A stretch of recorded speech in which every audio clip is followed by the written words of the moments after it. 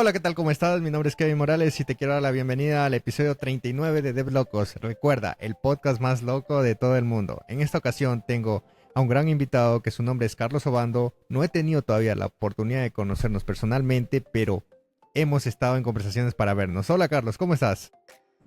Hola Kevin, muchísimas gracias por la invitación aquí a Dev Locos y muy a gusto de poder aquí conversar contigo. Excelente, excelente. Oye, como todo inicio de podcast, lo primero que hago es preguntarle a mis invitados quién es Carlos Obando. Carlos Obando creo que hace un poco énfasis a lo de loco, de Dev Locos, porque es una persona emprendedora que cree en sus sueños y si es que hay que salirse de lo común, se lo sale. Y sobre todo porque Carlos quiere dejar huella, ¿no? Wow, chévere, chévere. Y entrando en el mundo tech, ¿cómo te definirías? En el mundo tech, apasionado por la tecnología, fan de Apple, como podrás ver, atrás mío hay un pequeño museo que he ido Fanboy. coleccionando por el tiempo, sobre todo los diseños que a mí me han parecido más relevantes en el mundo de Apple. Y no, muy, muy fan de la marca y sobre todo me encanta la tecnología que ellos han hecho. O sea, que tú ves un Android y sales corriendo. No, no es que salga corriendo, pero sí me demoraría más que configurar un dispositivo Apple. Ok, ok, ok, chévere, chévere. Oye, Carlos, sí, bueno, vamos a empezar con el podcast y me gustaría que vayamos años atrás y me cuentes desde cuándo empieces amor al software, desde cuándo tú tienes esa atracción a lo que es sistemas y hoy en día pues desarrollas aplicaciones para iOS. Es una buena pregunta. Lo irónico es que yo no soy digamos, desarrollador de software de profesión. Yo no estudié ingeniería en sistemas o algo afines. Mi carrera es completamente diferente, es ingeniería mecatrónica, donde sí se ve algo de programación, pero es una programación más orientada a la automatización industrial y robótica, que es completamente diferente a lo que es en sí una aplicación móvil, un desarrollo de software, una página web, etcétera, etcétera. Prácticamente desde que yo era estudiante universitario, yo tenía un fin de que todo lo aprendido no me conformaba con lo que había en el aula o con lo que daban los docentes en ese momento. Siempre yo le buscaba un aplicativo o ir algo más allá. Entonces digamos de que por ahí siempre me gustaba investigar, ¿no? Y un poquito Ok. haciendo recuento de más antes, yo era apasionado por los videojuegos, pero no era el típico niño que jugaba horas de horas y no pasaba nada. Siempre me preguntaba, ¿y cómo hago, cómo funciona este juego? ¿Qué hago por ahí? En esas épocas me acuerdo que los juegos de computadora en CD eran prestados, me lo prestaban y yo decía, ¿y cómo hago que corra este juego sin el CD? Porque el CD era solo prestado y tenía que devolverlo. Entonces ahí empecé un poquito a investigar lo que son los cracks de una página y todo eso, emuladores y bla, bla, bla. Entonces, digamos que desde ahí empezó mi pasión por la tecnología. Wow, wow. Chévere, chévere, Carlos, escuchar esto. Bueno, ahora vamos a aterrizar un poco tu presentación y me gustaría también saber cómo ha sido la transición de los lenguajes de programación hoy en día y cómo ha ido evolucionando y claramente hoy en día a qué te dedicas. Aunque por tu fondo ya creo que me puedo imaginar. Sí, sí, no te vas a equivocar, eso sí, de seguro. Bueno, como te comentaba, entonces en el software he sido la mayoría de mi tiempo ha sido autodidacta. Como te comentaba, me apasiona el mundo de Apple, entonces empecé yo en el año 2013 a incursionar en lo que es desarrollo de aplicaciones móviles para dispositivos Apple. En esa época todavía utilizaban Objective-C Ok, y me pareció muy complejo, te soy sincero, no sabía. Pagué un curso carísimo, bueno, en esa época me costó como $300. Ni con el curso entendía lo que hacía. Dejé de lado ahí y al año siguiente fue 2014 que Apple lanzó Swift, Swift. lenguaje Swift, y me pareció muy simple, muy fácil de usar y ahí entró mi pasión por desarrollar aplicaciones móviles porque es como que ya empecé a entender cómo funcionan este desarrollo de software, como te digo, de manera autodidacta, ¿no? Digamos, no lo seguí de manera universitario profesional. Desde ahí empezó. Desde el año 2014 empecé a hacer mis cositas, mis pequeños detalles en el lenguaje Swift. Y ahora actualmente, que creo que en el año 2019, lanzó el otro framework Swift UI, que me parece súper genial, ¿no? Porque puedes desarrollar una aplicación móvil ahora en mucho menor tiempo. Wow. Así que resumiendo, has ido tocando Swift y para consultarte. ¿Has tenido la oportunidad de tocar otros lenguajes o te ha llamado la atención a algunos otros lenguajes? ¿Y qué piensas acerca de esos lenguajes versus Swift hoy en día? Sí, he tenido la oportunidad, por ejemplo, cuando era estudiante de ingeniería, utilicé en gran parte C. También utilicé algo de ensamblador porque programaba, me acuerdo en esa época, los microcontroladores en ensamblador, que muy complejo también. No, y comparando ahora con los lenguajes que he tenido la experiencia, por ejemplo en C, si tú recuerdas, te olvidabas un punto y coma Y y no error. funcionaba. Exactamente, y en esa época esos compiladores en Borland C, C++, no te decían dónde está exactamente el error. Tienes que ir a buscar dónde te olvidaste el punto y coma. Y de 100 líneas de código, imagínate estar línea por línea viendo dónde está el punto y coma. Entonces ahora es súper simple comparando con ese tipo de lenguajes que aprendí antes. Muy fácil, te dice dónde está el error, muy fácil es de entender la estructura, muy dinámica, ya no es algo tan complejo, ¿no? Yo creo que ahora todo el mundo, si se pondría empeño, puede aprender a programar y hacer grandes cosas. Genial, genial. Oye, y cuéntame un poquito de esta parte de solo Apple. O sea, ¿por qué no Android? ¿Por qué no Android en tu cabeza? ¿Por qué en su momento iOS y estás hasta el día de hoy en esto? Entiendo la marca, entiendo el Swift, pero hoy en día yo creo que si nos ponemos ahí a pensar con Kotlin, que entiendo que tal vez lo conoces, pues Ah, son sí, sí. primos hermanos. Tengo la experiencia que yo también tuve la oportunidad de empezar cerca del 2015 cuando nació Swift en 2014 e inclusive casi igual que ti. Compré yo un curso, pero no, bueno, uno mucho más barato, recuerdo, en Udemy. Y empecé con GPC, no me pareció algo bonito. Y justo cayó Swift desde el cielo, lanzaron en la WWDC de ese año. Y fue como que, ok, vamos a probar esto. Y hasta el día de hoy manejo Swift. Ahora, en ese momento, yo también quería hacer aplicaciones para Android en el 2016, 2017. Porque me atrajo bastante todo lo que es mobile. Ahora, ¿qué pasa? Que cuando me metí en el mundo de Android, conocí Java. Y Java versus Swift era un dolor de cabeza. Entonces para mí era mucho más fácil hacer la aplicación en iOS y no preocuparme de Java. Cuando salió Kotlin, pues me resolvió la vida. Fue lo mejor que ha pasado, creo. Y mira, tengo acá tatuado el AK de Kotlin y, Ah, sí, sí y el lo pajarito veo. de Swift, ya que Ah, es algo que me ha marcado la vida y creo que son lenguajes primos hermanos.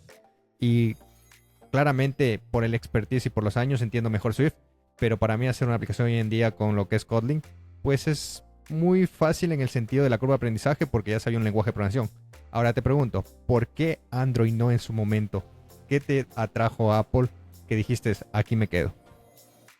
bueno, antes de aprender a programar, regreso al año 2007, sí, 2007-2008, tuve mi primer iPod.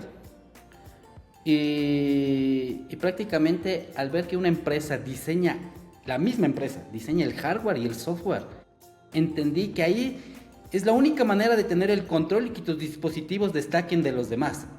Ok, Porque tú diseñas el software perfectamente para el hardware que tú diseñaste, o sea, es hecho a la medida. Y es la única manera de sacar todo el potencial.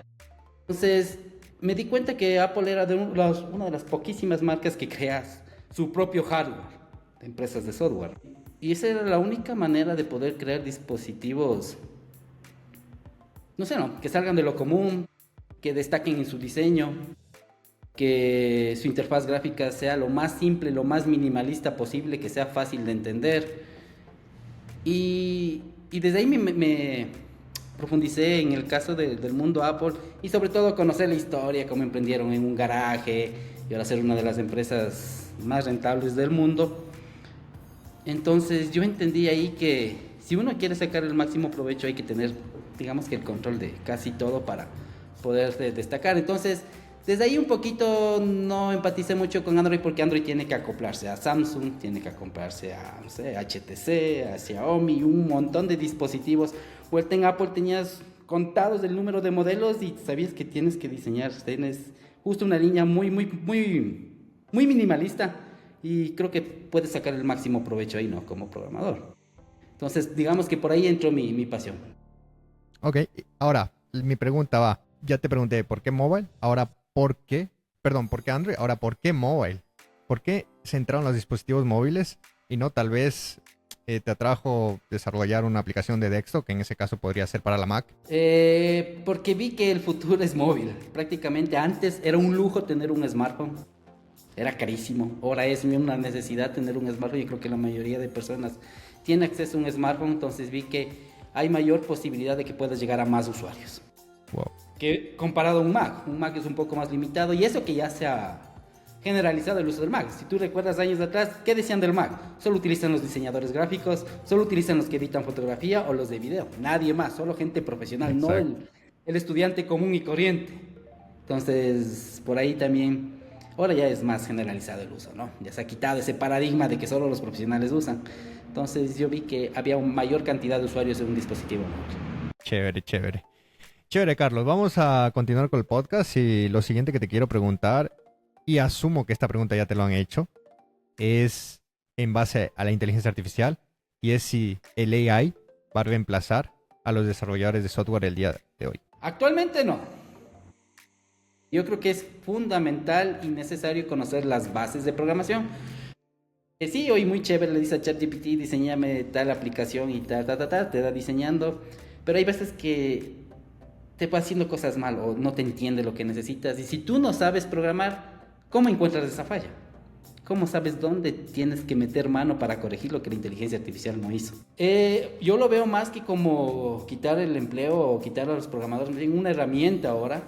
Como toda la vida hay que adaptarse, la vida son etapas, son tecnologías. Es como cuando vino el Internet. Tuvimos que adaptarnos a la revolución del Internet. Cuando hubo los dispositivos móviles recién salieron, tuvimos que adaptarnos a los dispositivos. Lo mismo va a ser con la inteligencia artificial, más bien verle como un aliado que te va a ayudar a acelerar las cosas. Algo que te tomaba 10 horas ahora con la inteligencia artificial, ¿por qué? Te puede tomar 2 horas, digámoslo así. Y optimizar eso. Y más bien, no verlo como una amenaza, más bien verlo como, te digo, un aliado y uno mejor prepararse.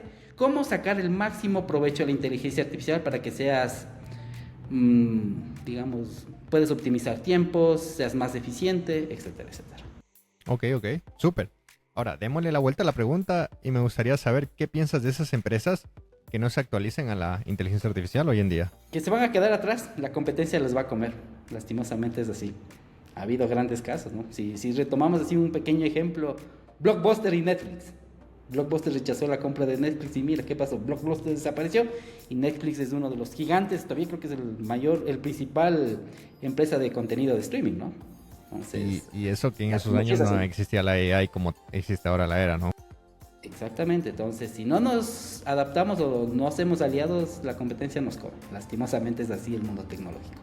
Oye, otra pregunta que te quiero hacer justamente ahorita que estamos en este tópico de inteligencia artificial, no sé si has tenido la oportunidad de escuchar sobre el famoso bytecoding, en el que nosotros, bueno, programamos mediante los agentes de inteligencia artificial. Por unas personas es bueno eso, por otras personas es malo. ¿Cuál es tu perspectiva acerca de esto? ¿Qué te puedo decir? Depende con qué perspectiva, ¿no? Yo siempre digo que siempre hay que tener las bases fundamentales, los conceptos básicos en claro y creo que puedes sacar grandes provechos. Ahora, si tú solo piensas que el bytecoding lo va a hacer todo sin saber programar, entonces no lo es así. Va a haber consecuencias de software inseguros, solo que tengan problemas, etcétera, etcétera. Es muy importante el contexto. Y lo sigo diciendo en muchos de los episodios que he grabado y he tocado este tema, pues hacer estas aplicaciones mediante un prompt, mediante una instrucción, es algo que te puede servir tal vez para resolver un problema, tal vez de tu casa o tu hogar, algo casero que tú necesitas resolver en el momento, pero para realizar una aplicación escalable y poder llegar a millones de personas, necesitas un contexto. Necesitas que explicarle a la AI y creo que te demorarías mucho explicándole antes de que tú la puedas hacer solito. Así que, por lo menos al día de hoy, 2025 que estamos grabando, mayo 2025 este episodio, no creemos que va a pasar eso. No sabemos si en 2040, 2045 que grabemos otro episodio con Carlos puede cambiar de opinión, ¿no? Puede haber Skynet ya. No sabemos, sí, verdades, tienes razón. Genial. Bueno, vamos a irnos al tema principal, que es algo que me llama bastante la atención, que es sobre aplicaciones inclusivas. Y lo primero que me gustaría es que me definas este término, inclusivo en el mundo de las aplicaciones. Accesible para todos. Y la tecnología permite eso. ¿Y por qué mi pasión es desarrollar apps inclusivas? Si tú dijeras, tú que tienes el conocimiento de desarrollar aplicaciones móviles, me vas a decir, pero es un nicho de mercado muy limitado, no tienen el nivel socioeconómico que para que otro nicho de mercado podría acceder. Yo lo veo de manera diferente. Yo veo, más bien recuerdo, otra vez te hago el recuento, desde que era estudiante de ingeniería, lo aprendido en el aula y yo quería aplicar para hacer un bien común. No sé, sea mejorar el consumo energético, sea mejorar el medio ambiente, y en mi caso fue ayudar a las personas con discapacidad. Y hay una pregunta que me saben hacer directamente. ¿Tú haces aplicaciones móviles para personas con discapacidad? ¿Tienes un familiar cercano que tenga discapacidad que está motivado a hacer eso? La respuesta es no. No tengo ningún familiar con discapacidad cercano ni lejano que sepa yo. Y lo que te digo me motiva a mí es que hay que dar un buen uso a la tecnología. Y ahora que está de moda la inteligencia artificial, dar un uso ético. Tú sabes que la inteligencia artificial puede ser un arma de doble filo también. Y con todo ahora lo que existe de inteligencia artificial generativa y un montón de empresas que se dedican a eso con los LLM y un montón de cosas más sobre inteligencia artificial, ahora es posible que toda esa tecnología se pueda aplicar en las apps inclusivas y puedan mejorar la calidad de vida y hacerles más independientes a las personas. Entonces siempre ha sido uno de mis sueños que la tecnología debe ser aplicada para solucionar un bien común, en este caso, en mi caso, ayudar a las personas con discapacidad. Oye, es algo súper interesante porque al inicio de mi carrera profesional recuerdo haber hecho muchas aplicaciones y en algún momento me topé con la parte del resize, o sea, del resize de la fuente, o sea, para que sea más grande o sea más pequeña automáticamente. Y recuerdo no darle mucha bola en ese momento porque para mí era como que, ok, el tamaño de la pantalla es así y así se tiene que ver. Hoy en día con familiares pues lo he notado que tienen la posibilidad tal vez de tener un iPhone Pro Max que es de pantalla grande o un iPhone mini que es de pantalla pequeña, pero que le agrandan la letra. Y si tu aplicación no está adaptada para que ese switcheo o ese binding entre los dos sistemas, tu aplicación y el sistema operativo normal del iPhone, pueda detectar ese crecimiento de la letra o pueda disminuir el crecimiento de la letra, pues lastimosamente esas personas que necesiten tal vez agrandar la letra para poder ver mejor un texto, pues no la van a poder utilizar. Sí, correctamente el texto dinámico. Y ojo, y no es gente con discapacidad total, puede ser Sí, solo un problema de visión. Y si exacto. O tú sea, no lo haces compatible, bebes, digamos, aumentas del texto, una no se va a hacer. Otra es que se va a distorsionar toda la interfaz gráfica, se van a mover botones, se va a hacer feo, unos botones se van a ocultar. Entonces, en ese pequeño detalle nomás ahí te das cuenta de que sí, es muy importante tener la accesibilidad. Y no sé si tú viste una noticia reciente, creo que salió ayer o anteayer. Ahora Apple va a obligar a sus aplicaciones, a los desarrolladores, creo que está prevista para iOS 19 a finales de este año, que ¿te acuerdas la etiqueta de seguridad que implementaron en el App Store? Donde tú decías si traqueas o no traqueas al usuario. sí, Ahora van a poner una etiqueta de accesibilidad, que tu aplicación sí es compatible con texto dinámico, con voiceover, con atajos, con cuestiones que tengan que ver con accesibilidad. Me parece súper genial eso. Y tú sepas desde el inicio, antes de bajarte la aplicación, si es accesible o no es accesible. exacto.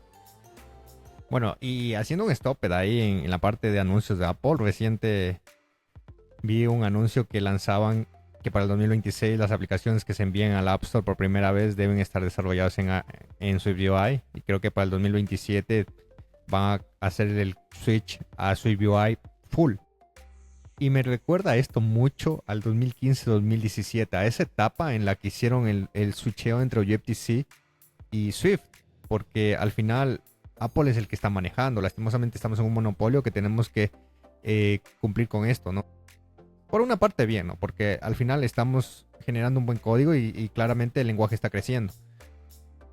La cantidad de personas que hoy van a tener que aprender SwiftUI o la cantidad de empresas que van a necesitar de personas que sepan SwiftUI. El otro día lo conversaba con un amigo y le decía a mí, oye, ponte a aprender SwiftUI ahorita. Ponte a aprender Swift ahorita. Porque aquí en 2 años va a haber una demanda grande de desarrolladores iOS. ¿Por qué? Porque las empresas mismos van a tener ese limitante de subir aplicaciones y van a pedir que se suban Swift UI. Y desde ya, yo ya he visto ya en los job description que piden, ok, must have deberían tener que Swift UI, aparte de saber Swift, ¿no?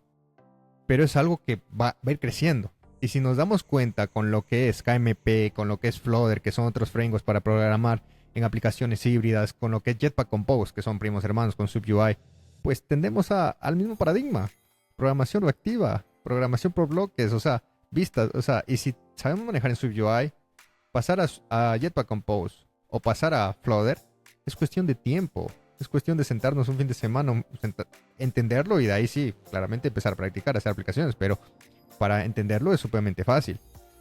Ahora, en base a esto que te estoy contando, ¿qué piensas de lo que va a pasar con los lenguajes de programación hoy en día y de aquí en unos años, cuando van a evolucionar? ¿Será un lenguaje más natural para nosotros? Ya que vemos que los lenguajes se están modernizando, que prácticamente Swift y Kotlin es como que tú le estuvieras hablando a la computadora. Eso depende de las empresas. Bueno, como experiencia previa de haber trabajado algunos meses en una consultora, por ejemplo, había empresas que manejaban Objective-C y no querían dar el paso a Swift, peor a Swift UI. Entonces, y si Apple lo hace de una manera obligatoria, digamos así, mandatoria, como saben decir, me tomaron tanto con la palabra mandatoria en las consultoras de software que todo era mandatorio. Creo que sería un empujoncito de que o te actualizas o te quedas sin soporte. Entonces, yo creo que a veces sería necesario, porque imagínate manejar Objective-C, o sea, yo sé, pero a veces por el miedo de... Has de haber escuchado el lema de programador, que si funciona no lo toques, así Exacto, exacto. con telarañas no lo toques. Entonces, yo creo que sí sería bueno porque motivaría a otros desarrolladores que están aprendiendo estas tecnologías nuevas y sobre todo aprender tecnologías nuevas y estar a la vanguardia, ¿no? Y poder sacar todo el provecho de esto, ¿no? Y no quedarnos con lo clásico, con lo antiguo. Veamos qué pasa. Todavía, por ejemplo, hasta ahorita Apple, si cuando tú abres un proyecto en Xcode todavía hay soporte para Objective-C, no es que lo han eliminado drásticamente, todavía porque saben que hay una gran cantidad de aplicaciones, hay gran cantidad de programadores que todavía lo necesitan. Entonces, Sí, yo ya no hay creo más que de sea 10 años. tan rajatabla. Yo creo que va a haber flexibilidad. Claro, ya hay más de 10 años, ¿no? Entonces, a lo que voy es que la idea, y tú lo dijiste muy claro, que puede ser la innovación. ¿Sí? No te permite innovar mucho con todos los frameworks, funcionalidades que están sacando estas empresas grandes, y no solo con Apple, o sea, estamos hablando en general con todas las empresas Big Tech que están manejando tal vez un lenguaje como para nosotros poder crear aplicaciones o plataformas. Ahora, siguiendo con lo del podcast, me gustaría saber una clave en la que tú creas que por qué crear aplicaciones de este tipo hoy en día es tan importante. ¿Cómo creerías que vas a definir? No, tu aplicación tiene que ser sí o sí accesible. ¿Cómo definirías en una palabra clave? Tiene que ser ahora inclusivo. O sea, como te digo, ahora la tecnología permite que todos podamos, o sea, usar esa función, usar ese dispositivo tecnológico por igual. Y ahora es posible, ¿no? Y yo creo que la tecnología va a permitir ese equilibrio, esa igualdad, que sea equitativo entre todos. Eso es para mí la definición de que todo sea más inclusivo. Imagínate, entonces, yo creo que he tenido esa idea desde hace mucho tiempo y ahora que Apple obliga a las aplicaciones a que sean inclusivas, si no, no te aprueban, dice mucho, ¿no? Pero bien, yo creo que es algo que en casi mis 7, 8 años de experiencia lo he escuchado, lo he visto, pero no le he tomado tal vez la importancia fuerte que debería tomarla el día de hoy en las aplicaciones. Y he tenido la oportunidad de desarrollar algunas aplicaciones, tanto propias como en empresas, y en muchas ocasiones pues no le vemos la importancia de eso, ¿no? Pero creo que hoy en día, y como está evolucionando y como Apple lo va a llevar, pues se preocupa en general de todos, no solamente de 3, 4 personas, no, de todos. Entonces, punto a favor, y creo que también para otras compañías que hagan lo mismo, ¿no? Si tú te das cuenta, si una empresa gigante da el paso, las otras también lo siguen. Es como, por ejemplo, cuando eliminaron el jack de audio en este caso del iPhone, otras empresas también lo siguieron. Y es así, ¿no? Entonces siempre creo que hay alguna que debe destacar y esto se hace una reacción en cadena. Entonces, en este caso, para bien. Sí, y si nos ponemos a hablar de eso, pues también hay tema, por ejemplo, la privacidad. Oye, la privacidad, Apple le está dando bien duro, Google le está dando bien duro, entonces son temas que uno tal vez como desarrollador o uno peor como empresa no lo entiende en ese momento o cree lo mínimo de privacidad y listo, ¿no? Pero hay mucho más allá, que se puede también generar una aplicación con más privacidad de datos, hoy en día que también las Big Tech, pues el producto de ellos somos nosotros, pues. Entonces si podemos manejar esa forma, mejor pues hacerlo, ¿no? Correcto. Ahora, cuéntame, sé que tuviste la experiencia de estar en el WWDC, no recuerdo ahorita de qué año, pero cuéntame, ¿cómo fue ese transcurso viajar a los Estados Unidos y en concreto a Mountain View para estar en un evento de estos grandes que se reciben cada año de Apple? De locos, diría. Bueno, tuve la oportunidad de estar en dos, en la WWDC del 2022 y en la del año anterior, 2024. Este año lastimosamente no salí premiado con el boleto dorado, pero Ok, bueno, seguiremos en el intento. Pero en estos 2 años los 2 años que fui, es una experiencia súper genial, sobre todo el networking que existe.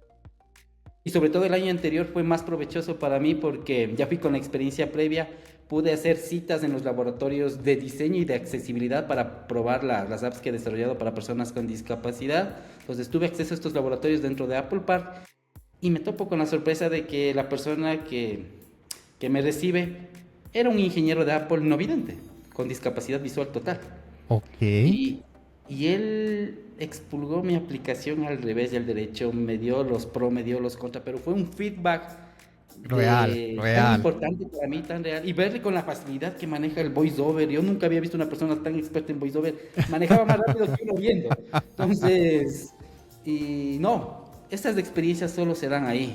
Y prácticamente, y él lideraba el equipo porque me dijo, lideraba el equipo de accesibilidad de Apple. Entonces fue alguien top, o sea, Un hablando de los manager. directivos de ahí y que te reciba alguien de ese nivel de experticia fue súper genial y solo se da en este tipo de eventos, ese networking que se hace ahí.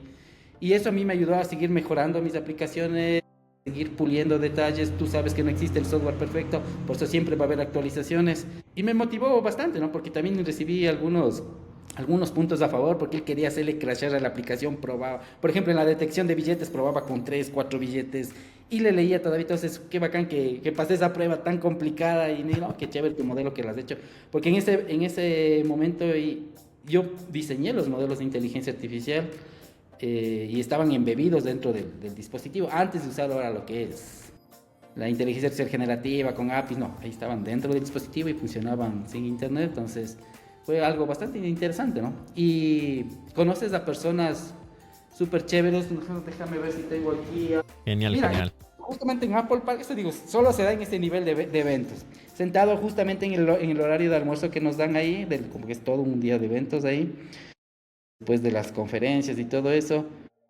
Estaba sentado al lado de una persona y empezamos a conversar. Todo bien, todo chévere, y me pregunta de dónde soy, le expliqué lo que hacía, qué aplicaciones móviles, personas con discapacidad, de hecho estas aplicaciones, y me doy cuenta, y me dio esta tarjeta, y después conversamos, ¿no? Me dice, yo soy uno de los principales de Apple, no sé, te indico por si acaso, porque Ok. no sé mucho. John John, Jelensi. Senior Jelensi. Director Technology Evangelist. Sí. Él era de los principales personas que hace contacto con los desarrolladores y comunica con todos los ingenieros de Apple para que te den soporte, te den ¿cómo se dice? El Apple Cam Entrepreneur y un montón de cosas más. Era un directivo de alto rango. Y está al lado mío. Nos hicimos amigos, conversamos y este networking de seguir solo en esos momentos se da. Y ese es el objetivo de estos eventos, ¿no? Que lo que no se puede hacer virtual, se lo hace ahí, presencial. Esa es la magia de la WWDC, ¿no? Que te contactas con todo el mundo y no sabes si estás sentado de un alto directivo de alto rango o con un desarrollador del Japón o de donde sea. Genial, genial, genial. Y bueno, te entiendo perfectamente porque creo que alguien cuando no llega a este tipo de eventos no lo cree en ese momento, no se lo imagina cómo es, porque alguien tal vez externamente puede pensar, ah, ok, voy a este evento y como lo ve en la tele o lo ve en YouTube, pero yo tuve la oportunidad el año pasado de estar en el Google Cloud Nest de Las Vegas y fue un evento gigante en el que había un aforo de muchos sponsors, presentaron muchas cosas de la nube con AI y te quedas loco, literal te quedas loco. Aparte que tuve la oportunidad de compartir con muchos amigos de la comunidad de Google. Y este año tengo la oportunidad de estar en el Google I.O. y bueno, a fecha de hoy que estamos grabando esto, 15 de mayo, pues en 2 días salgo de viaje porque el evento es el día martes y va a ser en Mountain View. Entonces, conozco ya cómo es el ambiente, pero es primera vez un evento de producto. Lo que fui anteriormente, pues era algo totalmente de nube. Y es algo que el producto creo que lo siento más cercano a mí porque conozco lo que es Firebase. He utilizado muchas veces lo que es Firebase. Hoy en día han sacado Firebase Studio. He hecho aplicaciones de Android, no es que es mi expertise, pero conozco y me interesa bastante porque también tenemos un proyecto aquí en Ecuador y está hecho en Android nativo. Entonces, hay cosas que quiero conocerlas y el networking que tú puedes llegar a hacer allá. Eso es lo más importante porque al final tú puedes conocer muchas personas y en algún momento de tu vida puede ser tu compañero de trabajo, puede ser tu jefe o pueden crear una startup juntos.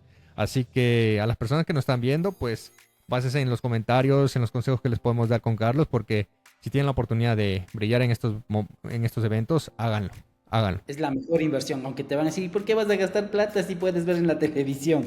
No, es una inversión, no es un gasto, es como tú dices, el networking es único ahí y puede ser que luego, o sea, en ese momento no lo ves el beneficio inmediato, pero después conectas los puntos y dices, ah, era porque fui a este evento, Exacto, conocí a esta persona y esta persona me enlazó con tal o con tal inversionista, etcétera, etcétera. Entonces, una inversión la que se hace. Y aparte que se viaja, conoces que es otra inversión, que es lo que te exacto. llevas. Y Bueno, no, y es una experiencia grande. al WWDC no he tenido todavía la oportunidad de ir. La verdad que sí quiero ir como iOS developer, creo que evangelista y creo que más de toda mi vida creo que he estado con esto. En algún momento sé que me va a llegar ese boleto dorado, como tú dices. Lo Es he intentado difícil. en los últimos años, no te voy a mentir, pero desconozco cómo es la selección. Tal vez en Google lo conseguí por el tema de las comunidades y porque tengo la experiencia un poquito más alta ahí, pero acá es un poco complicado. Y bueno, el día que se dé, dalo por hecho, que creo que voy a hacer lo mismo que Carlos, estar ahí sentado al lado de un ejecutivo de Apple. Esperemos el próximo año, ojalá ahí apliquemos con fe para el próximo año y ojalá nos salga ahí. Por ahí encontrarnos también, porque las veces que he ido me he encontrado con un ecuatoriano, prácticamente solo un ecuatoriano, y él vive en Estados Unidos. No sé si te das cuenta de Francisco Cornejo, es un Lo emprendedor. conozco, Francisco, Storybook. el CEO de Storybook, como les Sí, puedo decir. sí, entonces es súper genial conversar con él, te da unos consejos súper chéveres porque él tiene mucha experiencia en levantar capital, fundraising y con su empresa que ha crecido bastantísimo. Y prácticamente desarrolladores ecuatorianos de iOS no conocía a nadie más en los 2 veces que fui. Creo que somos muy contaditos con los dedos y no, más bien ojalá crezca la comunidad. Espero que así como tú con Google, como has visto en los eventos que participas en varias ciudades del país, ojalá también, ¿por qué no? De iOS, ¿no?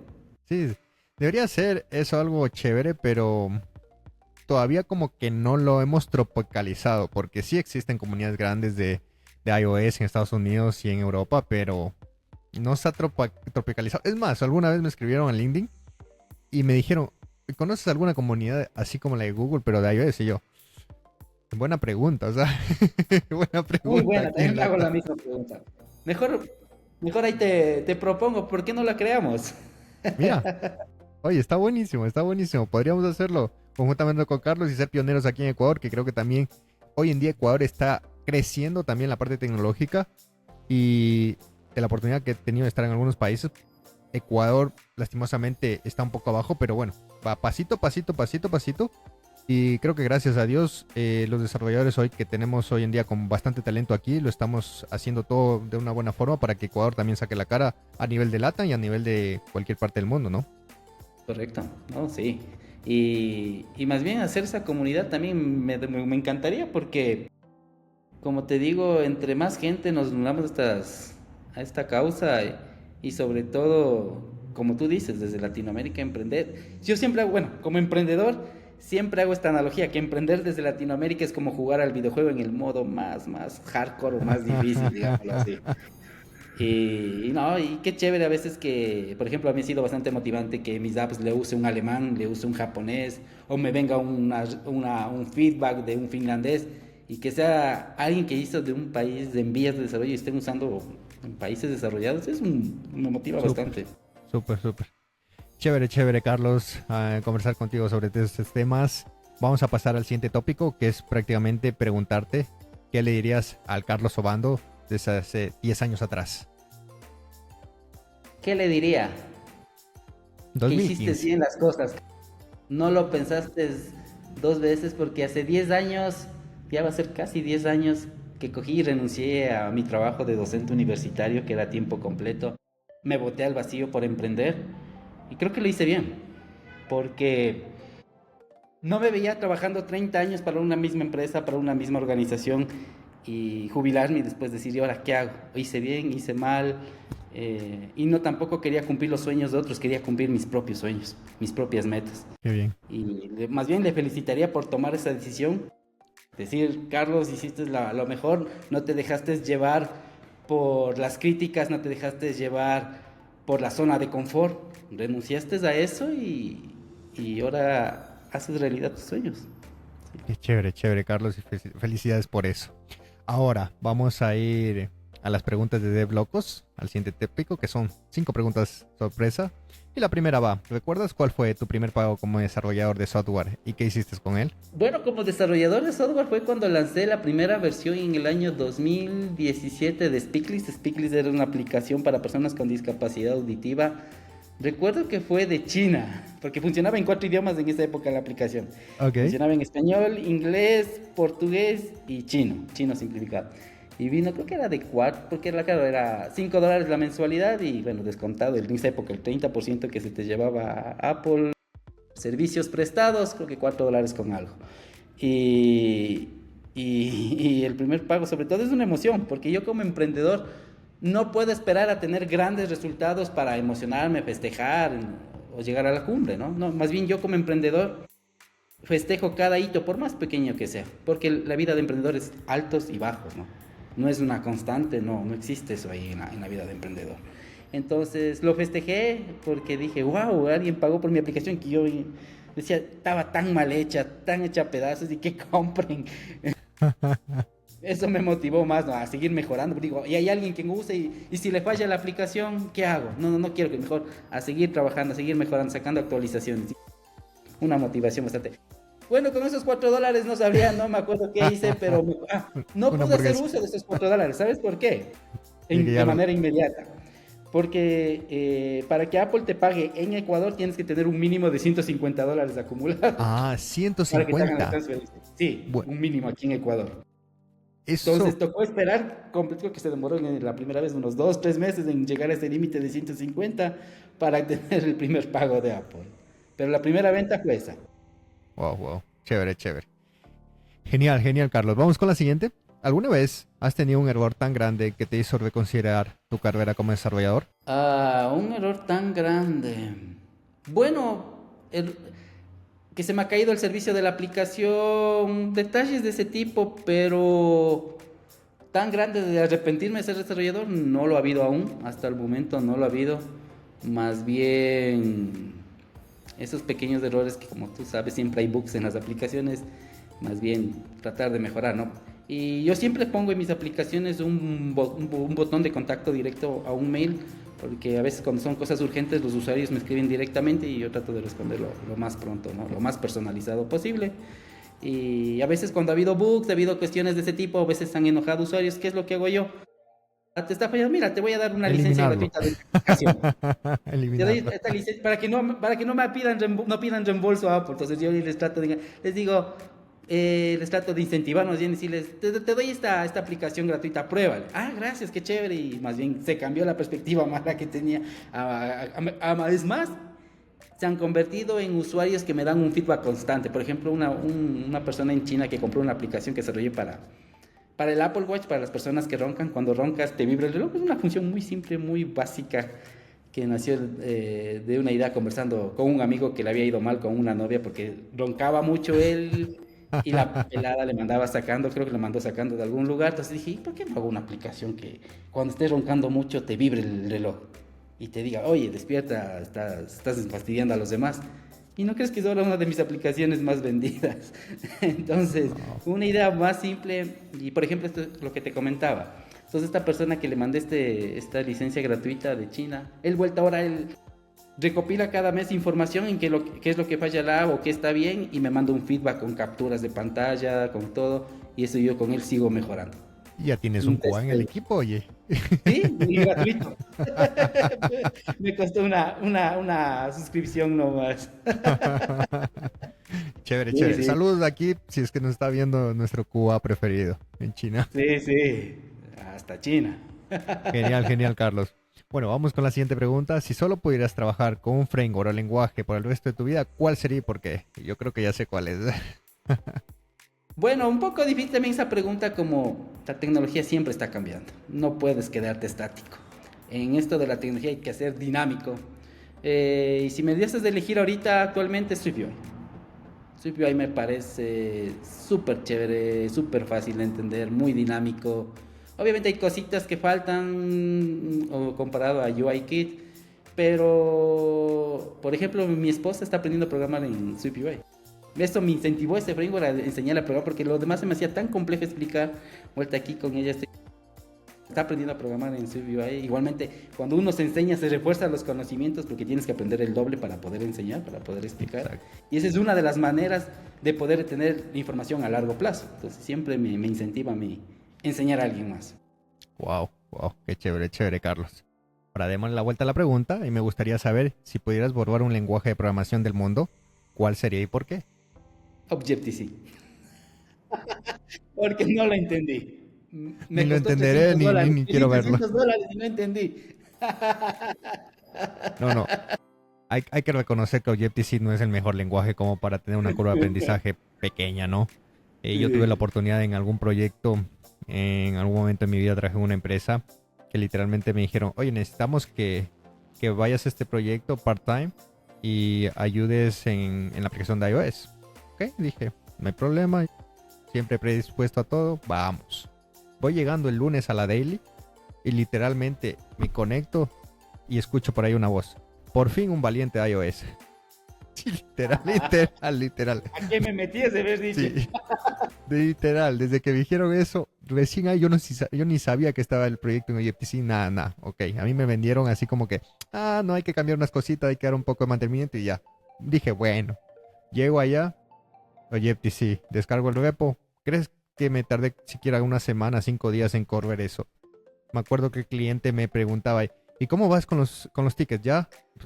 Aguanta, si todavía ni lo corro, todavía ni alzo el proyecto, todavía ni me funciona. Y Entonces, todavía no entienden que les digas que me pidieron. y recuerdo que ese proyecto era el 2013, brother. 2013, y estamos hablando 2022 por ahí, que yo estaba en ese proyecto.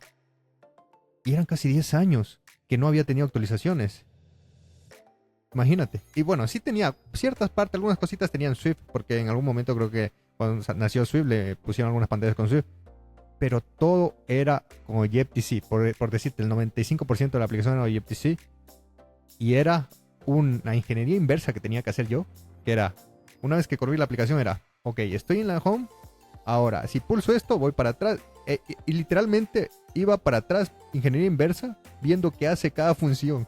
Hasta entender cómo funciona eso, brother. Porque Y de hoy inversa en día es tan aplicado simple que el poner un concepto. método de action y listo. Claro, o sea, una No, locura, una locura. sí, verdad, no, sí, para mí también fue un dolor de cabeza y antes afortunadamente no perdí mucho el tiempo ahí, que enseguida actualizaron a Swift. Entonces desde ahí dije, no, no, eso otro me olvido, no, no existe para mí y vamos por acá.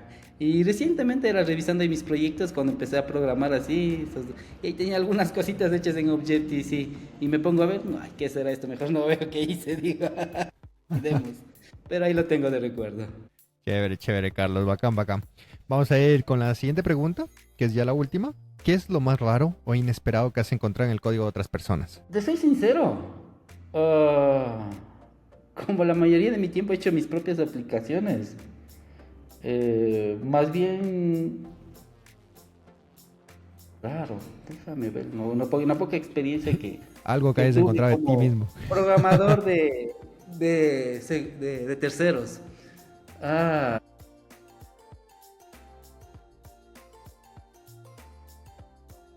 bueno, no aplicado a aplicaciones móviles.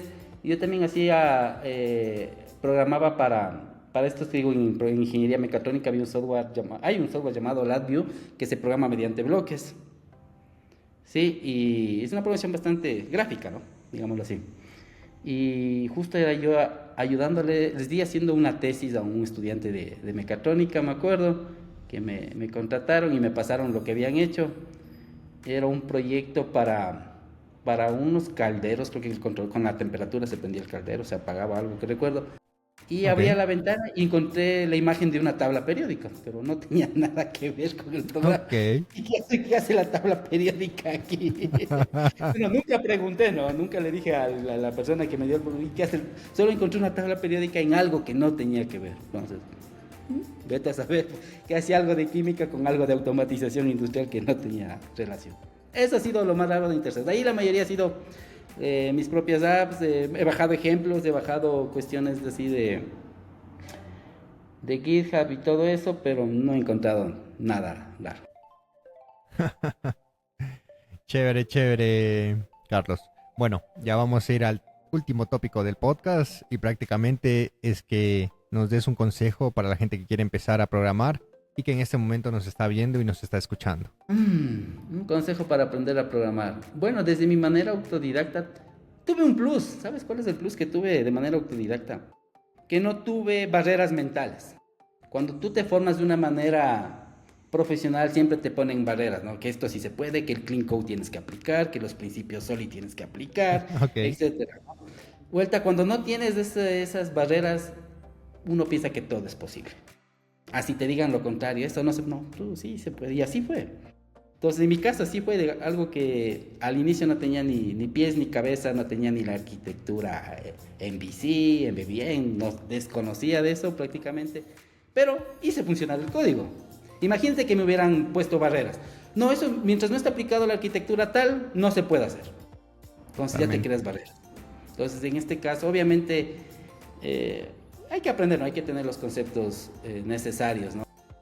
Otra, he visto que a veces en consultoras de software que te obligan a aprenderte de memoria, y eso no es así.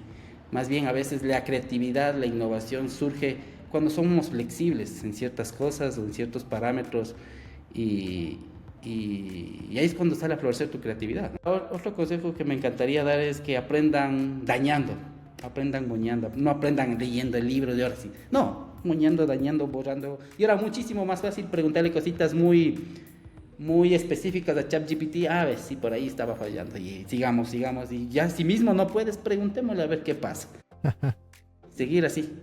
No importa que se crashee la aplicación, que no sé qué, así se aprende. Entonces hay que practicar y practicar y practicar y practicar es la única manera, ¿no?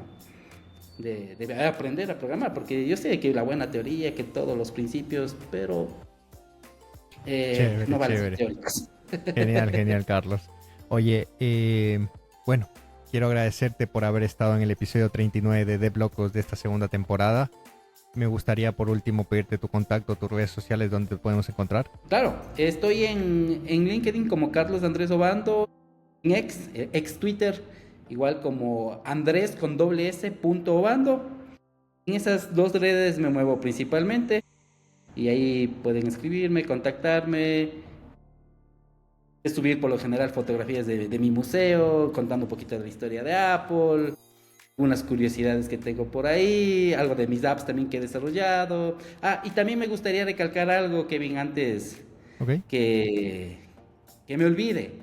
Las aplicaciones móviles que he desarrollado para personas con discapacidad, tanto visual y auditivas, en Ecuador y en Colombia son gratuitas.